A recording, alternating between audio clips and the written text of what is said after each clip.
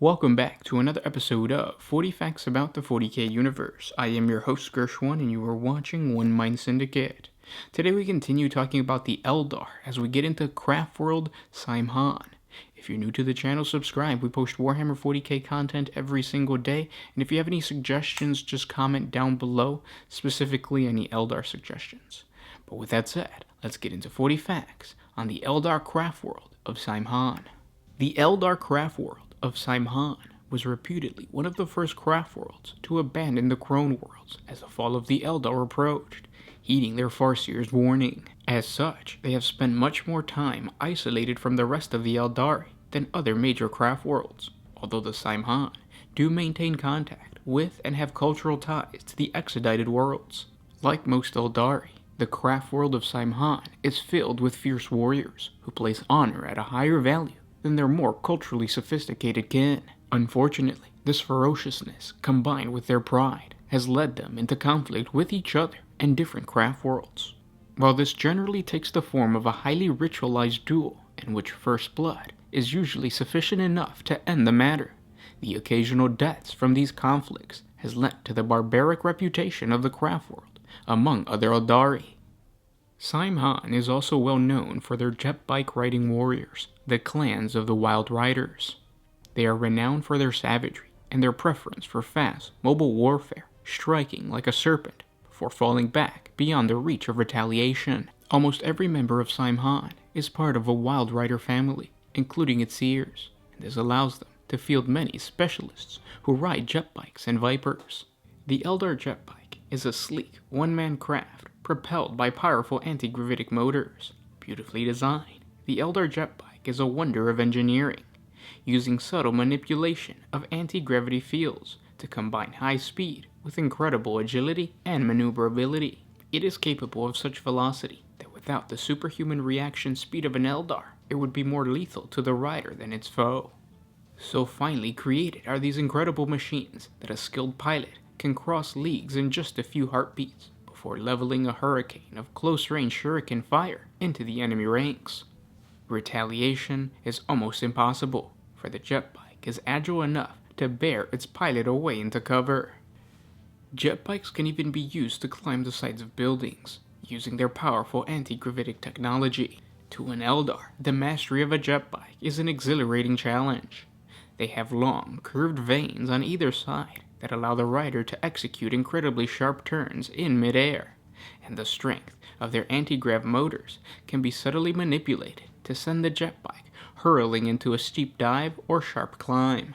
Even for an Eldar, it takes years of practice to master a jetbike's potential, but one who does builds a rapport with a steed comparable to the horse masters of Eldar mythology. Guardians who pilot Eldar jetbikes into battle are known as Wind Riders. These Wind Rider jetbike squads are often amongst the vanguard of the Eldar war hosts, where their speed and agility make them ideal scouts and hunters. Such is the skill of the Wind Riders that they think little of darting through the thick trees of jungle or dodging down the rubble-choked streets of a ruined city. Foes will often not hear the whine of the jetbike's engine until the craft has flashed past, and can only watch uselessly as the Eldar slipped swiftly out of reach. As hunters, the Wind Riders are equally skilled, circling above like birds of prey as their enemies scrabble in the dirt below. At breakneck speeds, they hurtle down, guns blazing, before peeling away once more. It is this affinity to the jetbike, and a military innovation pioneered by the artisans of Saim Hann, that created the Vipers. Vipers are two-seated attack craft capable of mounting a variety of heavy weapons. While the Viper's pilots steer the craft through clouds of incoming fire with all the grace and skill expected of a Wind Rider, the rear-seated gunner effortlessly swings the turret heavy weapon at the skimmer's rear to select and destroy potential targets. Vipers mount a fearsome array of weapons, shuriken cannons, and scatter lasers to scythe down ranks of their foe.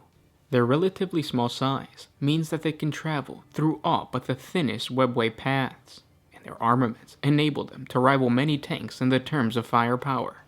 Together, Vipers have the speed and firepower to deal with any threat, and there is no better Wind Rider jetbike squad or Viper squad than those formed by the families of Saim Hann Craftworld. These families are maintained in a feudal hierarchy, ruled over by an Eldar chieftain, and his rule is passed down through hereditary traditions.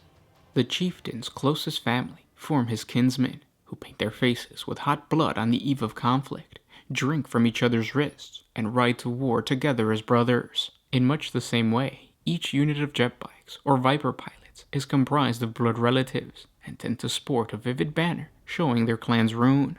Unlike other Craftworlds who unite in mass mobilization, the Saim Hann kindreds are each free to choose whether or not to fight in defense of a particular cause. Disagreements on military matters are usually resolved with ritual combat between champions chosen from within the kindreds. However, it is not unknown for a kindred to go to war without the assistance, let alone the approval, of the rest of the Craftworld. The Saim Hann war hosts are generally red or a light scarlet color.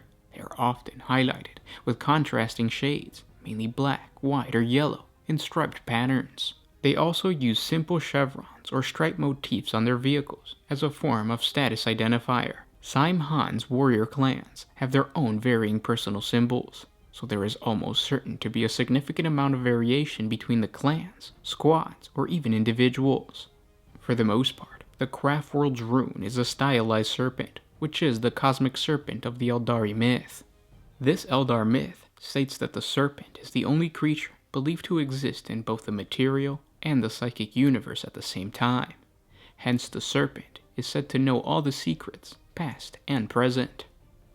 Saim Hann means quest for enlightenment, for in the Eldari lexicon, the word for snake and secret knowledge is identical, Saim. The serpent iconography is so revered by the Saim Hann Eldari that one of their coming-of-age rites is to catch a dagger snake in mid-strike. Found on many worlds within the Exodites, the serpent also epitomizes the attack style of the Saim Hann, a fast, deadly strike before withdrawing, leaving the enemy panicking and confused. The ferociousness of the Saim Hann Craftworld can best be understood during an event recorded in Imperial records known as the Cruel Thirst, when the Slaaneshi demon prince Lilesh Snarelust masterminded a vast demonic incursion across a score of Imperial worlds near the Moon of Nightmares. The Eldar of Saim Hann responded with focused aggression, unwilling to permit such a foray into the material plane so near to their Craftworld. Over the course of 5 years, the riders of Saim Hann systematically outmaneuvered and exterminated those loyal to the court of Slaanesh. Eventually, Saim Hann's high chieftain, Nadhu, brought Lilesh Snarelust to battle at the demon's stronghold, the so-called Sanctuary of Sins. Though Snarelust's lethal handmaidens attempted to intervene, Nadhu's jetbike kindreds kept them at bay with volleys of shuriken catapult fire.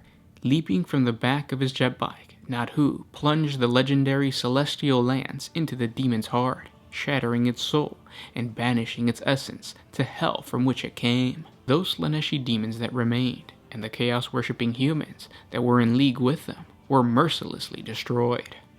Almost a millennia later, the Imperium got another taste of Craftworld Saim Hann in an event known as the death of Gnosis Prime. The Imperial planet of Gnosis Prime was invaded by the Eldari after a territorial dispute of epic proportions. Despite having settled the planet some 1200 years previous, the human inhabitants were given an ultimatum by Eliak Cypherblade of Saim Hann: eviction or die. The Autarch's demands were met with an extremely vulgar response, as the Eldari forces were outnumbered 100 times over by the Imperial army. But the vengeful Cypherblade made the ocean his landing zone before running rings around the military juggernaut of the Imperium with his Wind Riders.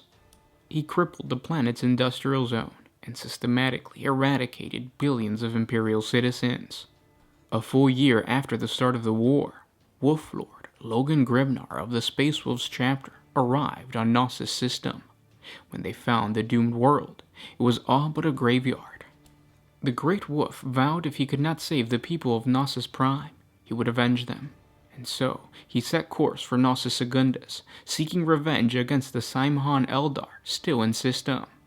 At the height of the battle, Grimnar faked a looming defeat in order to draw the arrogant Eldar commander into battle. Though the two mighty warriors clashed blades, Grimnar was unable to take full advantage after knocking the Altarch off his jetbike by smashing his engine core with the axe of Mordecai. The Great Wolf could only howl in frustration as the Altarch nimbly pulled himself up onto a passing skimmer. The two exchanged a final look through the rain as the Eldar fell back through a webway portal. Though the Space Wolves had emerged victorious, it was a hollow victory, as the Gnosis system lay in ruin while the Eldar had escaped, at least for now. And those were 40 facts on the Eldar craft world of Saim Hann. I hope you guys enjoyed this video. If you did, don't forget to share it with your friends on Facebook, Reddit, whatever social media you guys use. It really helps out the channel when you do so. This is an awesome craft world. What always ends up happening is I create a lore video for a certain faction or something, and then it sparks like ideas in my head, and then I want to go out and actually collect that army. If you know, I play orcs, and I hate using bikes because I would much rather have a mob of 30 boys than a bunch of bikes on the battlefield. I think just the proper way to play orcs is just mobs of boys. But it would be awesome to collect a fast attack army, and I think the Eldar craft world of Saim Hann would be an awesome choice just because they're red, a bunch of jet bikes and vipers. It actually sounds pretty badass. So we'll see what happens in the future. I am supposed to be starting new armies every month for the year of 2019. That's not going so well. But you know, we'll see what happens in the future. If you guys have any other suggestions, just comment down below. And thanks for watching, guys. I will talk to you tomorrow. This was Gersh1 with One Mind Syndicate signing out. Always